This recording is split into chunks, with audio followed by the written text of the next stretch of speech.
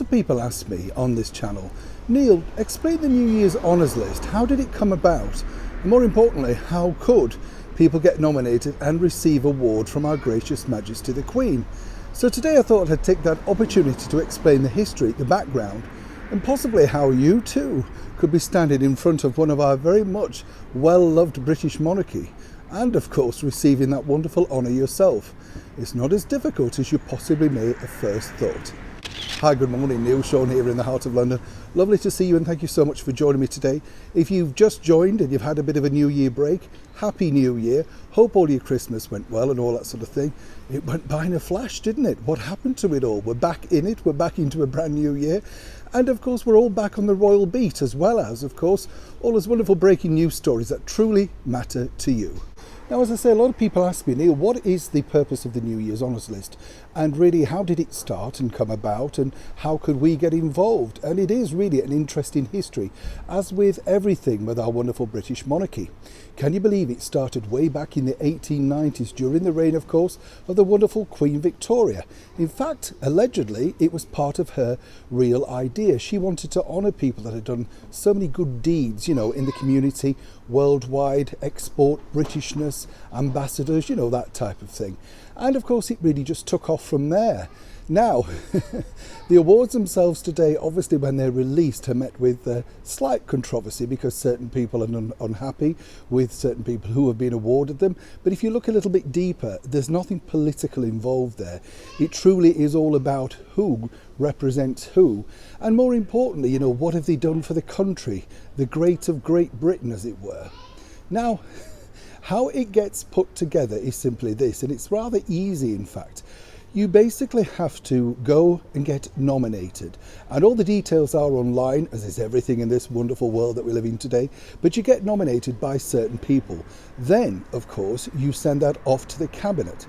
Sorry, by the way, when I say certain people, you know, if you are a dignitary or you've done wonderful charitable works, or indeed, you know, you've started something that has benefited the community, then they can nominate you. It's as simple as that. It really is that simple. Now, once they've nominated you, they need to send their letters of suggestion to the Cabinet Office. And then the Cabinet Office sift through all of these and then present those to Our Gracious Majesty the Queen, who then decides and has the final decision over who and which award gets what.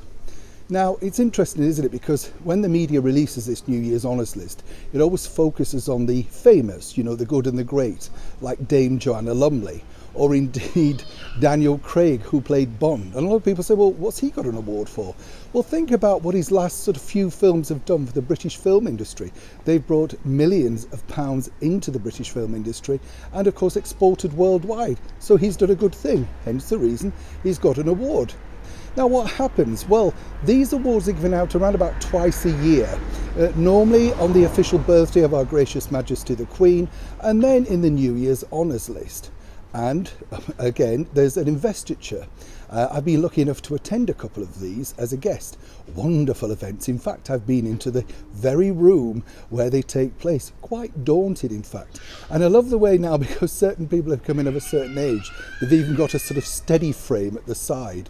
That's lovely. And then, of course, you get invited along for the investiture. This is where you are awarded officially by a senior member of the British monarchy. This can be, of course, Our Majesty the Queen, the Princess Royal, Princess Anne, or indeed His Royal Highness Prince Charles. And of course, if you're even luckier, you may even get a younger end of people with His Royal Highness Prince William, who's taken quite a few from Her Majesty over the last year. Then you are free to use that award on all sorts of things, you know, letterheaded paper, business cards, and, you know, it can be very beneficial to your business because obviously people are interested in the side of why you got that particular award.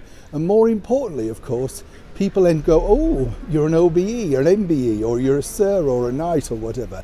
I think it's just simply wonderful. For those that mock it, you know, they've obviously got their own reasons, but I think it can be so beneficial for those that do accept it. There have been quite a few famous people though, that have turned it down, possibly none more so than the one-time Beatle John Lennon. He sent his back, a really strange letter attached to it. The Monty Python star, John Cleese, basically said, well, you know, he wasn't really that bothered about it. He felt that he was only receiving the award because he'd helped a political party so much. Then of course we get the controversial people like George the poet. I'll just leave it there. But there's many others who have simply turned it down, including the alleged comedians French and Saunders, who felt that they were too young and it was too early to receive such an award. Whatever the outcome is, let me tell you, to receive an award from the British monarchy of that calibre is truly a wonderful thing. For those that have turned it down, I'm sure they have serious regrets. And for those that are going to be getting awards in the future, good luck, and trust me, it will greatly benefit your life and no doubt your business. And let's not forget, you will go down in history too. Neil Sean in the very heart of London.